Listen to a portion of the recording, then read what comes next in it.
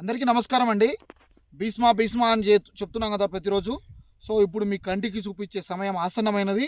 ఇప్పుడు ప్రస్తుతం అయితే నేను కృష్ణాపురం గ్రామంలో ఉన్నాను, మల్లారెడ్డిగూడెం మండలంలో.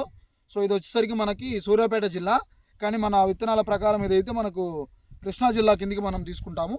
సో ఈ తోటను ఇప్పుడు మేము చూపిస్తున్న తోట వచ్చేసరికి అండి భీష్మా.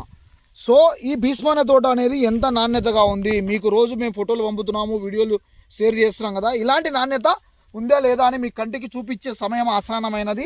రాబోయే డిసెంబర్ 4వ తారీఖున ఈ తోటను రైతు ప్రదక్షిణ క్షేత్రం ఏర్పాటు చేస్తున్నాము.